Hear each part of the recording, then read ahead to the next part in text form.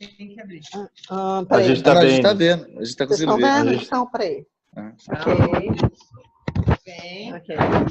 Aí. Porque assim, BRI. se eu já fiz um monte de foto aqui, é claro que eu já fiz.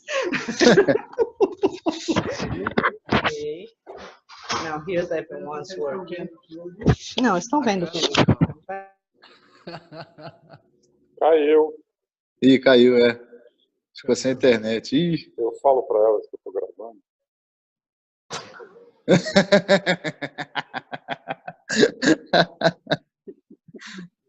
Deixa eu descobrir depois.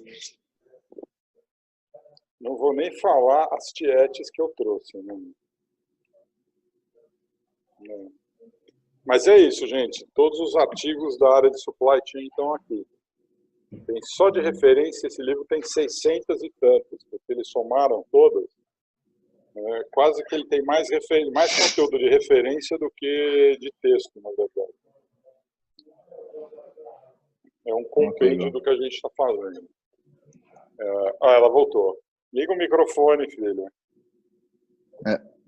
A cara dela. Aí. Mostra o Dom ali atrás.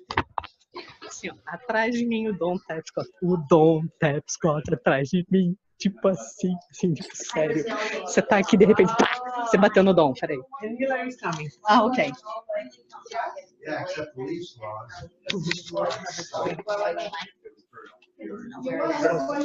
Everybody's really busy because of the event.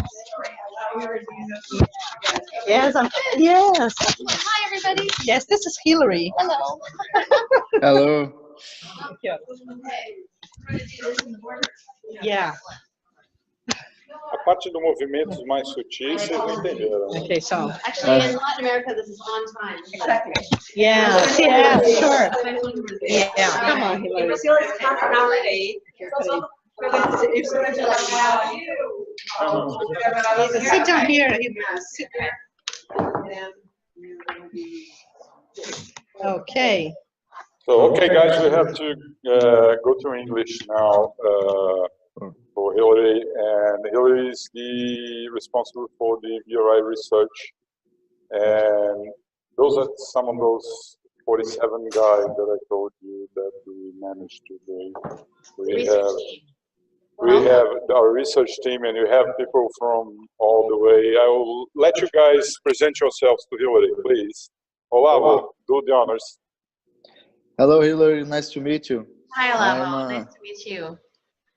I'm a lawyer from Brazil. I'm helping Carlos Sainz 2016 with Prospera project and the Syntropy project. And I'm a blockchain enthusiast since 2015, almost. Loving playing with ICOs and blockchain. I'm really crazy about it. My English is not the best, but I might try. Perfect. Carry on. You're doing great. I think is it. I have experience in land registry offices too in Brazil, and I'm researching in place of substituting notary with blockchain. It's one of my areas of interest. Great. Does everyone here have access to our research projects? Everyone has access to the member portal? They will start translating the research to Portuguese now. That's one of our projects. We translate all the research, not on our portal, but on the downloads that I have done. We can manage to get the emails and get access to our portal for them.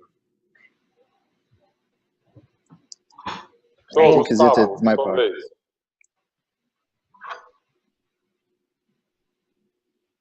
Gustavo? Microfone, Gustavo. Liga o microfone, Gustavo, você tá mudo.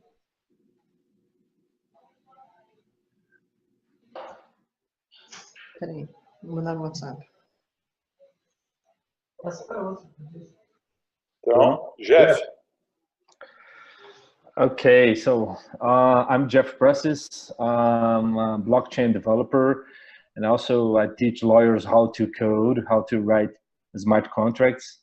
And I'm glad to be here, and it's this fantastic job of a blockchain research institute here in Brazil.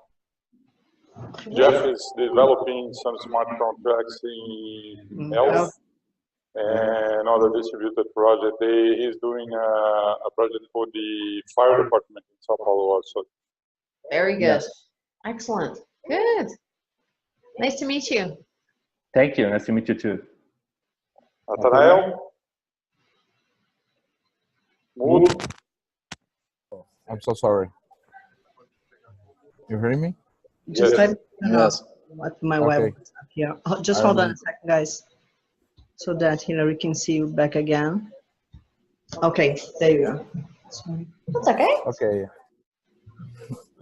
I'm starting on the research in the year on the blockchain. I'm working and with the security information, specifically with the cybersecurity from Brazil. And I started my research about the financial industry on the country on the Brazil today, and the Carl is support me about this big world about the blockchain. Mm-hmm. I'm Good. working specifically on the time specifically the cybersecurity. My next research is the cybersecurity to I make the encounter like and I can make this match with the cybersecurity and the blockchain on the world. Very This is good. my research, personally research. Right. Good. Thank you. Okay, can you hear me? Yes, perfectly. No? Okay, good. So my name is Thiago, and I'm actually a student, and I just gathered the Blockchain Research Institute in Brazil. But my interest is mostly in agribusiness and sustainability. So I'm starting to read some materials and researches so I can deepen my knowledge and work and do more research here in Brazil, specifically to understand the situation here in Brazil and what we can do with it. Okay. Very good. Good. Great. Thank Good you. interest is the economy, the agribusiness in Brazil is very similar to the Canadian Yes. natural resources landscape in terms of agriculture and agri use cases of blockchain. Okay. Nice. So we actually hope to have a piece of research come out this year on cannabis, which of course is legal in Canada. Okay. And it's very important to have a controlled strain of cannabis and be able to certify the authenticity of the plant, to also record the genetic strain and so on, and control the supply chain for medicinal purposes, but also recreational purposes too. There may also be a project specific to, now this is set in Mongolia, but wool and cashmere supply chain. Nice. Very interesting. Looking forward to work with you guys. Likewise. Okay, great. Gustavo já conseguiu aí? Yes, my name is Gustavo. I'm from Lavras, Brazil, with like Thiago. My English is very poor, but I study about blockchain este 2018. 2018. Yes. Truth Prospera.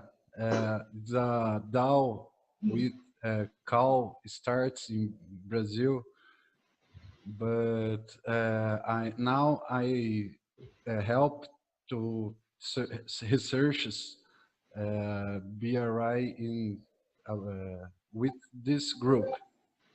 Excellent. Nice to meet you, Gustavo. Thank you for your participation. Thank you. Nice to meet you too. Ana Paula?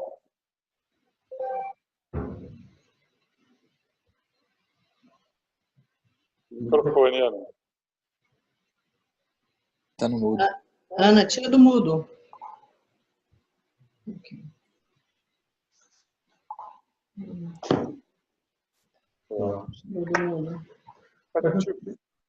Give an overview. Yeah. Sorry.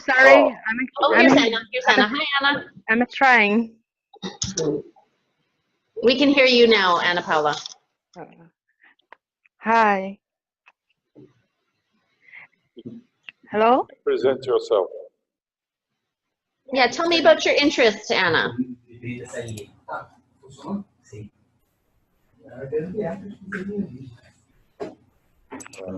Vocês estão me ouvindo? Porque para mim tá travando. Eu estou usando a internet aqui do Agora a gente está te celular. ouvindo. Pode falar.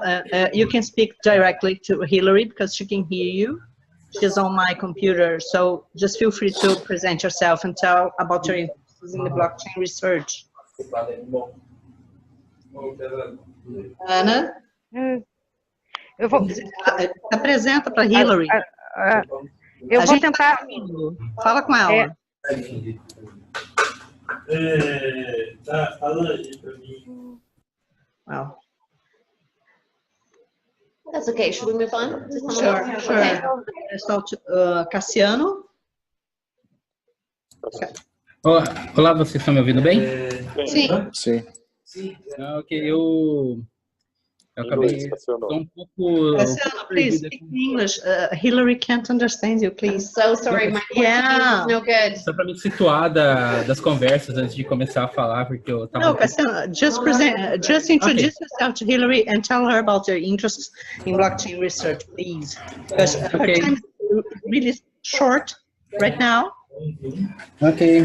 Hi, Hillary. Cassiano. How are you? I'm Well- well. How are you? I'm fine too. Well, I will speak a little about me. I am a software developer and blockchain developer also. So I joined to the group because I'm also a researcher. And here in Brazil, I have a project in which project I developed solutions using blockchain to track animals in transportation. Track which? Say again, Cassiano, to track which in transportation? Livestock. Live and livestock. Yes, yeah, I forgot the name. So Very good. I will contribute in the group, translating some scientific papers and developing solutions when requested. Excellent. Good. I have a small business and it's specialized in the blockchain development. So we have some projects when we will use blockchain in the agribusiness, in tracking commodities and every kind of products what we can be requested to develop. Good stuff. Very good. Nice to meet you. Okay. Thank you. Nice to meet you too. Is that the gang? Is that everybody? No? No, it's A few more. more. We can go. Yeah. Okay. It's your turn now. It's my turn now. Okay, so let me introduce myself. Try to get everybody up here. Yeah. I can't because Carl, coloca todo mundo mudo. I done that. That's better. Okay, good. Excellent. Okay, so I'm Hillary Carter. I'm Managing Director of the Blockchain Research Institute in Toronto, Canada. And I have a background in financial services. I worked for a Swiss bank for 5 years, previously a Canadian bank and an American mutual fund company. And then I went into communications. I had 2 children and I worked from home. And I had a career change and I was able to work from home because of the internet. And I wrote communications pieces for newspapers and magazines. And I witnessed the disruption of the internet on that industry because we had to change from print to websites, and then we had mobile communication, and then we had to change from web communication to mobile, and then we have social media, and how does that change everything? And so I watched the disruption of technology, and I was always very interested in leaders who were embracing digital transformation, which led me to Don Tapscott, because he was a leader from a different generation who understood the power of technological transformation.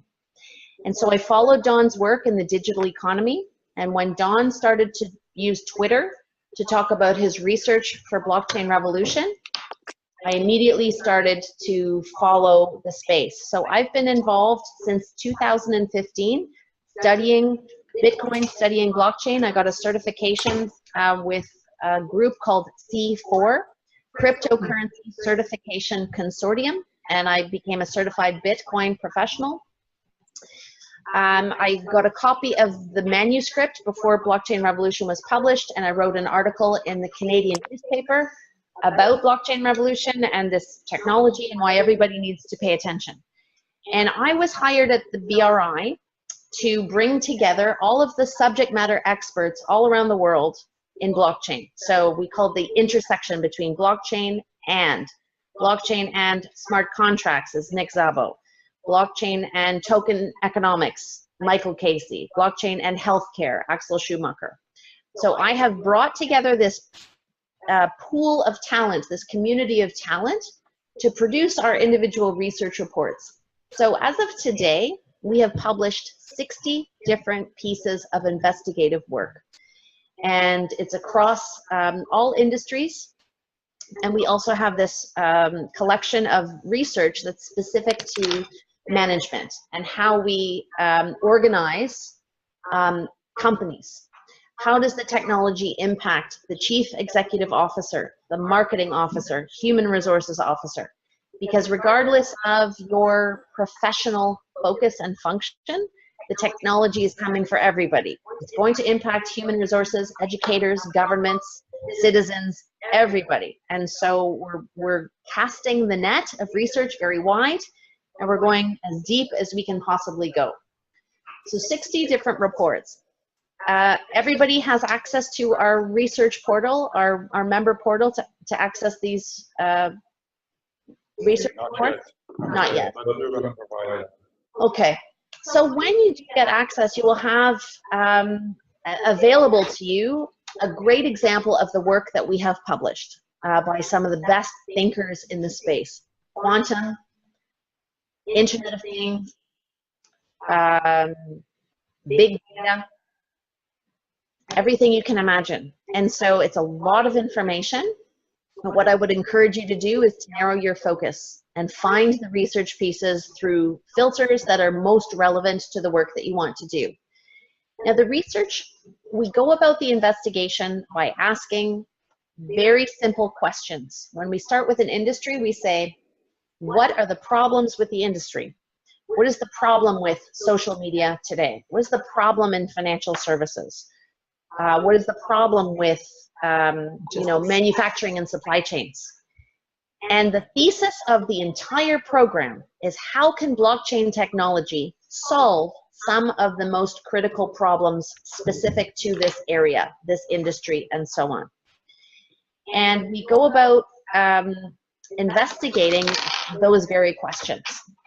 And so being able to identify in your research, what are the pain points? Is it high costs? Is it latency? Is it inefficiencies, delays, time lags? What is the problem? And how can blockchain technology provide a solution that's truly innovative? How does blockchain solve the problem? What are the features of blockchain technology that allow us to collaborate more effectively? Immutability, transparency, security, decentralization. What are the features about this decentralized architecture which enable industries to solve specific problems in supply chain, in cybersecurity, and so on? And one of the most important things that we do in that investigation is conduct interviews with primary sources.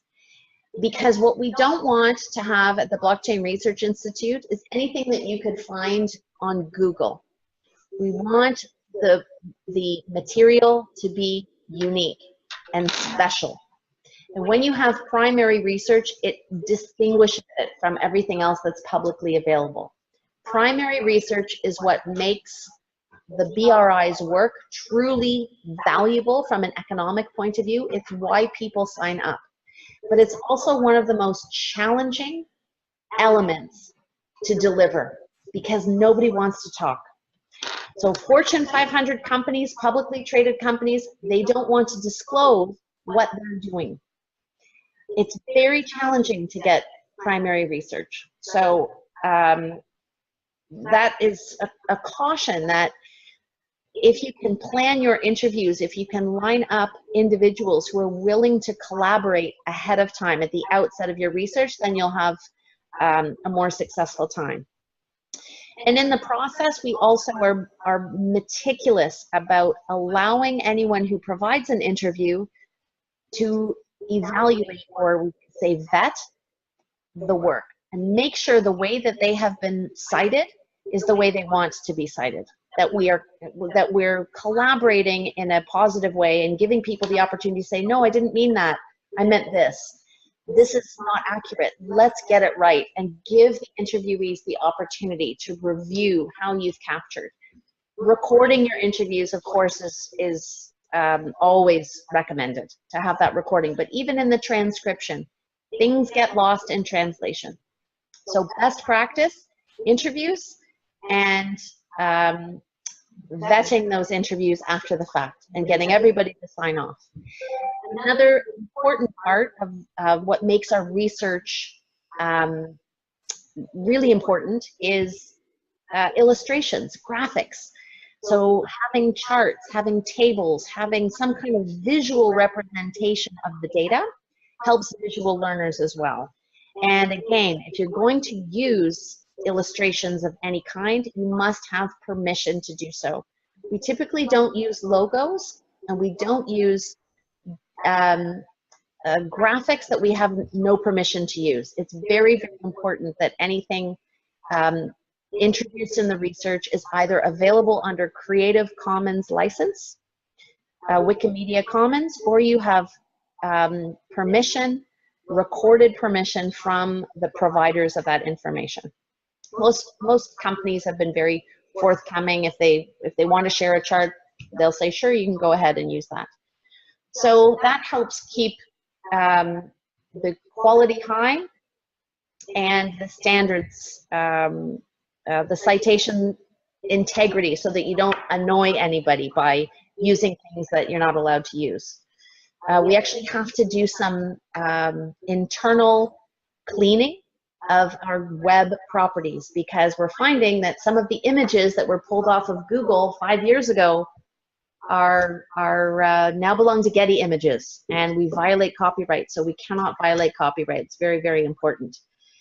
The other thing that we strive to do is use real-world examples. Examples where there is an actual live implementation, which is very challenging. If, you know, in our research on artificial intelligence and blockchain, there are not a lot of real-world examples of where blockchain architecture is underpinning artificial intelligence databases or securing autonomous vehicles. It's too nascent. It's very, very difficult. So if you're researching a subject matter area where there is not a lot of evidence of an implementation, it's much more forward-thinking and futuristic, and it would fall into what we would call white paper territory. Big ideas that have not yet been implemented. They're still very valuable. They're still very valuable. But what is also valuable is this craving for real-world implementations. The Walmart case, for example, of why Walmart is using IBM's Hyperledger blockchain in food safety.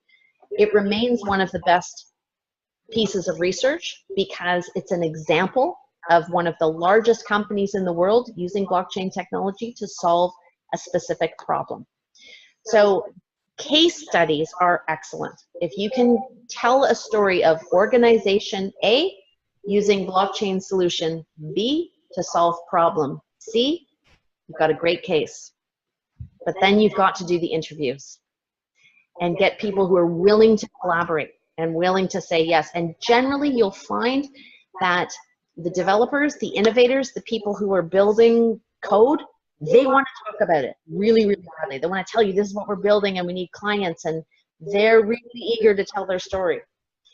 But companies and governments are not so eager to tell their story. So another example we have is in land registry. Haryana State, one of the Indian territories, is using blockchain in land registry. We know the developers who have run the implementation. It's a group out of Toronto called Blockscale Solutions. And Blockscale was able to give us lots of insight into their work and what the problems that they were solving. But we could not get interviews with India because they would not talk.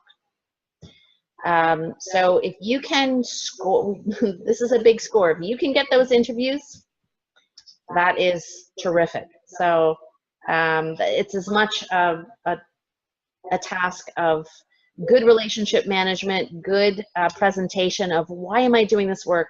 Listen, we can feature you in the Blockchain Research Institute. This is global. This is Don Tapscott. This is a big deal. We're going to make a big deal out of this. This is a serious, highly, highly reputable institution. You've got to compel your subject matter experts, your leaders in government and industry. You've got to compel them to collaborate with you and encourage them along. So the more you know about the BRI, the global objective for prosperity, and you know, our vision is to help use technology to empower people and to create global prosperity and to realize the promise of the digital economy, which the first generation of the internet created great wealth disparity.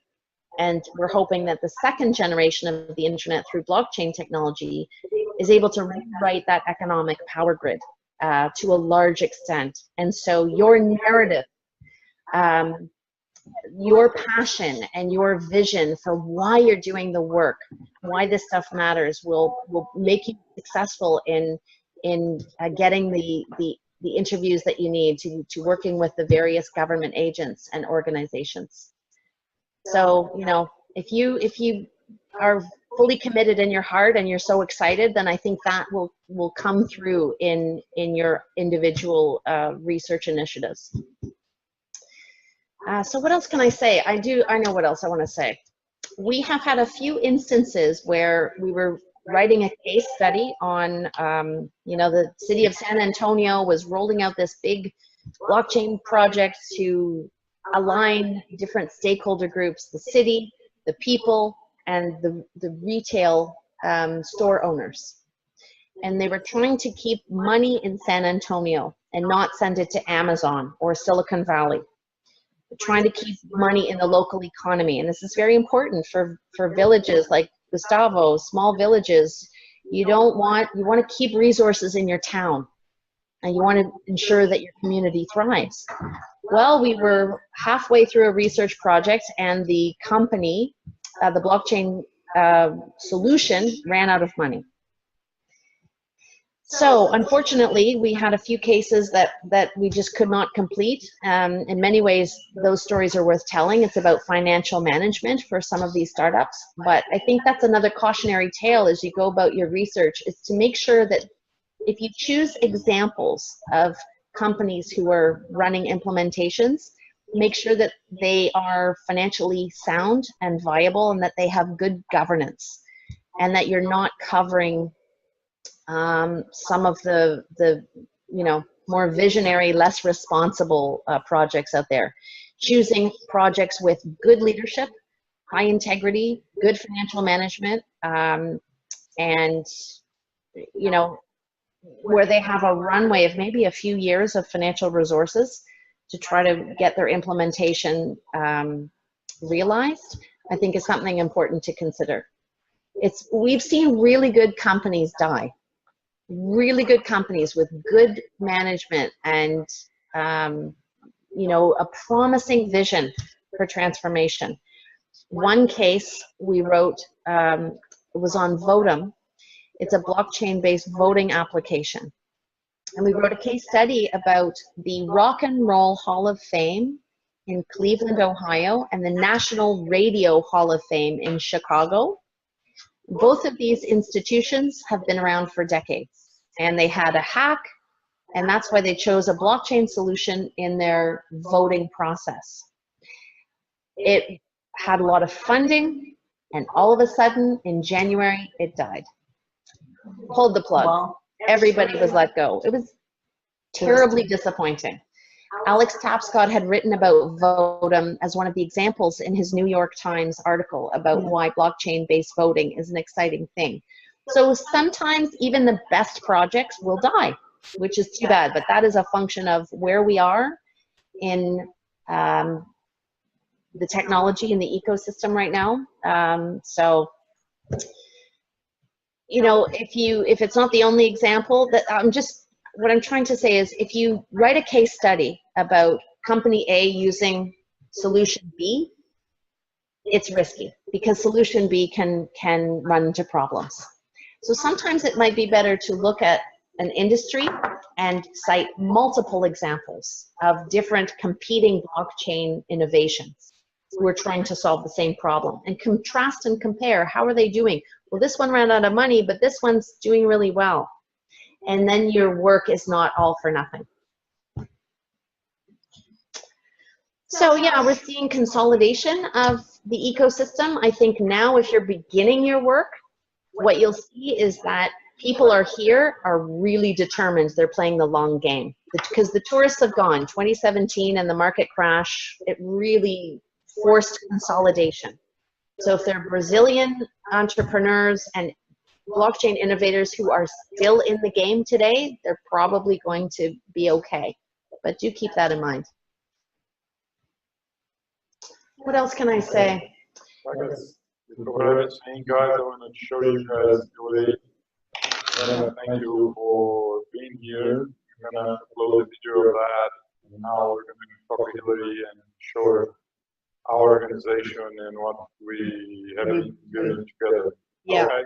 Ana Paula is writing me her presentation, and I'm gonna translate it to you later as soon as she finishes, because she's having a little bit of trouble with her microphone. Okay. And I really don't want her to miss this opportunity. Sure, she can ask questions through the chat. Yes, yeah. So, I mean, this probably won't be recorded, but yeah, that will be done later on after this meeting, and as long as Ana Paula. Thank you, guys. Thank you, everybody. Thank you very much. Nice to meet you. Everybody has questions? Anybody have any questions? Ciao, ciao. Bye bye. Don't have question on time. Thank you. Thanks so much. Thank you. Thank you. Nice to meet you. Thank you. Now the process after the researches are ready, that you go through your an editor-in-chief, etc., and then the publishing and the But you're going to be the editor-in-chief, is that right? Yes, yeah. Okay. Yeah, in Brazil, yeah. But you have, but you have the ones that you already done. Yes, you know, the okay. way that you So Renata, it's Renata. Andrea, sorry. Yeah, Renata. Yes, I'm I'm here. Andrea has reminded me to tell a little bit about the process, the editorial process that we go through here at the Blockchain Research Institute. So our editor-in-chief is Kirsten Sandberg. She edited Blockchain Revolution and the revised, the updated version, the new edition. And she has edited every single piece of research that we have published. She used to work for Harvard Business Books and Harvard Business Review. And she is incredibly knowledgeable about the business world. And she's incredibly well-read and meticulous. And so she applies a very, very high standard to our work.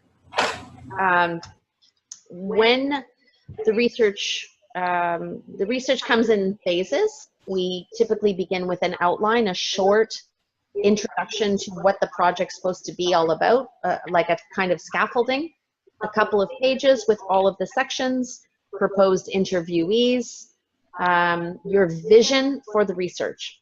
What's the story you want to tell? And so the editor typically goes through a process of saying, yes, this is a good story, or maybe you want to focus here and provide suggestions right at the beginning.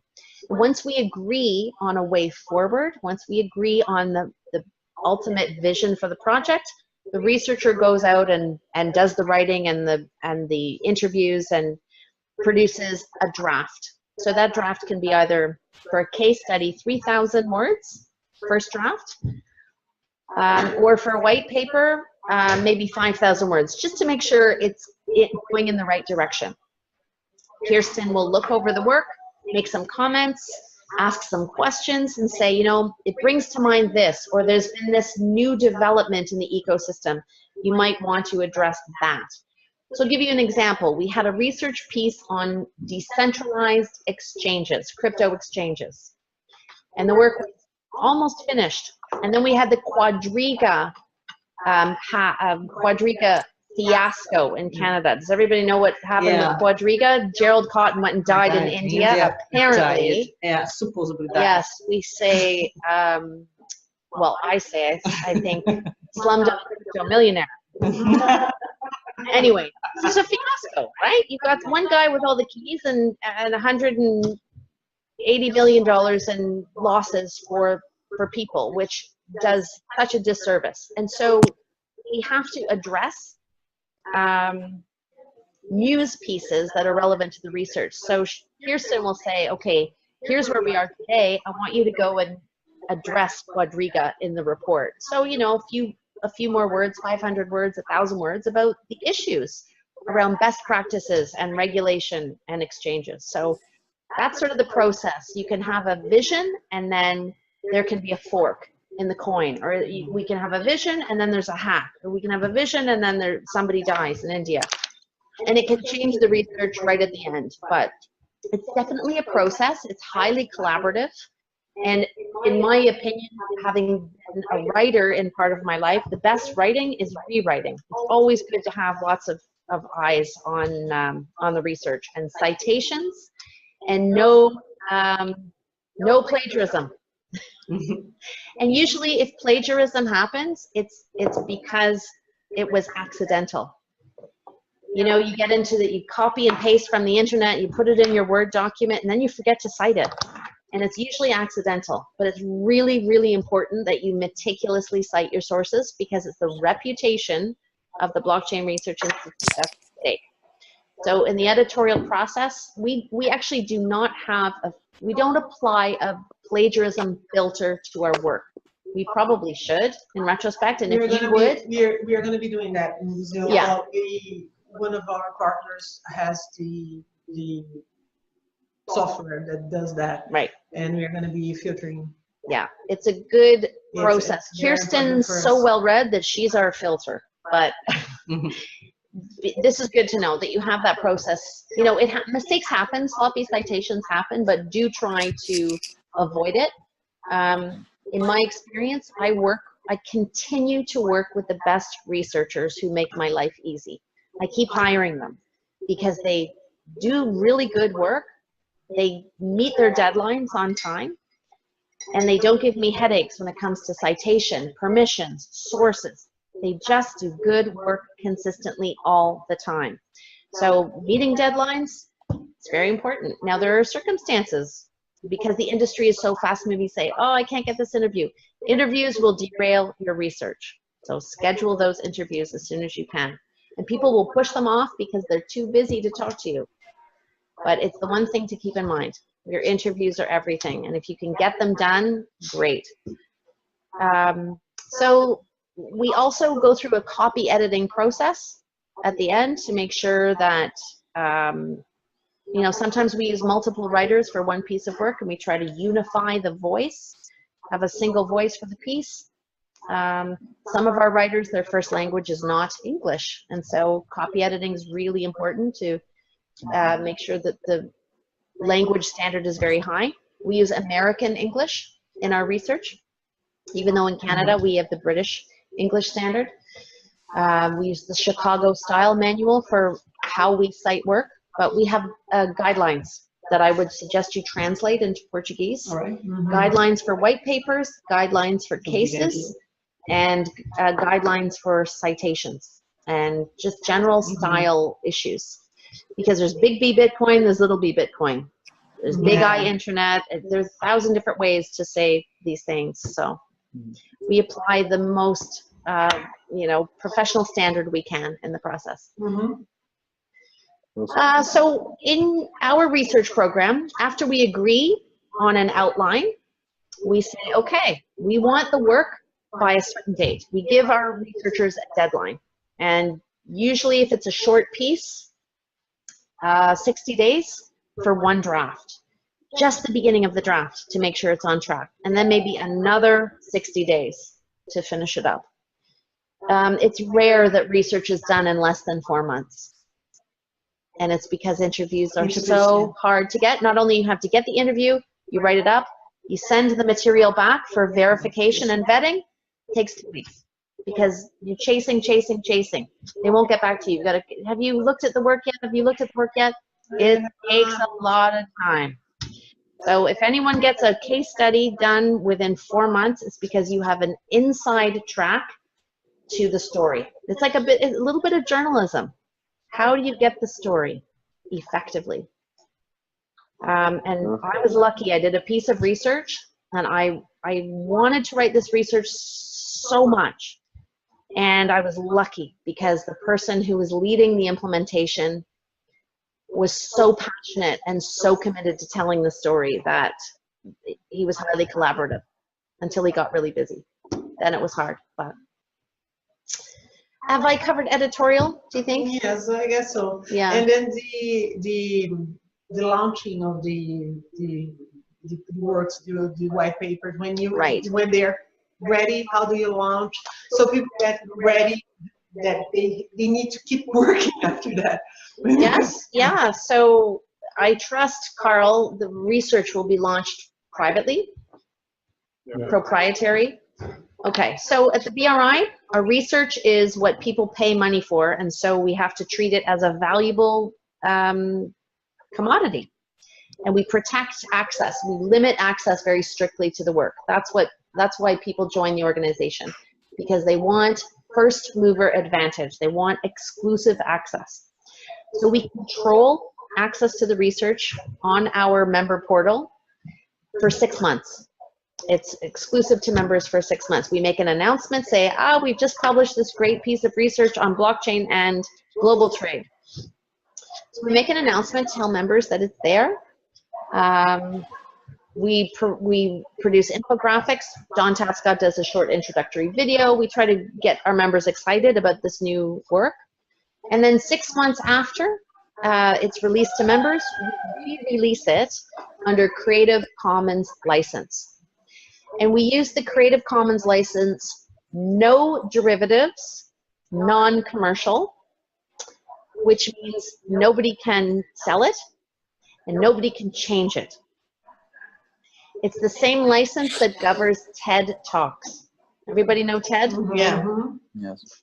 So TED Talks, you can't edit TED Talks, you can't change them, you can share them in their original form. And so that is how we release the work, so that it keeps the integrity of the document. Only with exceptions, only with the permission of the author might we change the work. And 1 or 2 occasions our Creative Commons release was a little bit different because of how drastically the industry had changed, and we really just added a preface. But if somebody wanted to reproduce our work, we would have to take a good look at why they wanted to do it and why they wanted to change it. So it's very strictly governed under Creative Commons, non-commercial, no derivatives. And so if me as the author of a piece of research, once it goes to Creative Commons, I can take the PDF, the research file, and I can publish it on my LinkedIn page.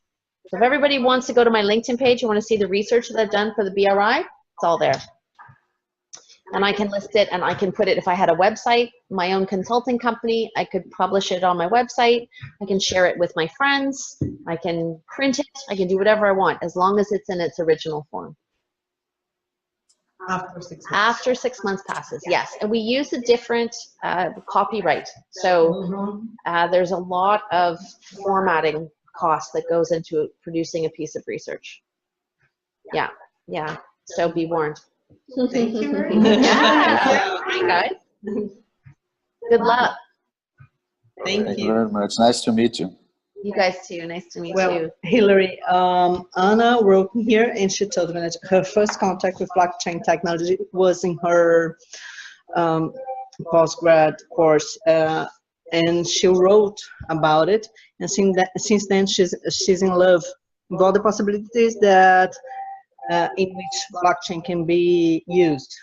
Now she's studying blockchain and its applications in the systems of public contracts.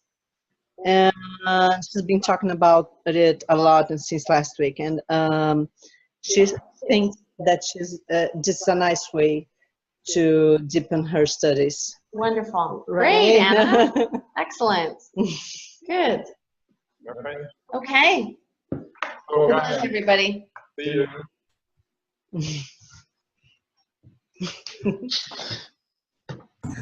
Wow.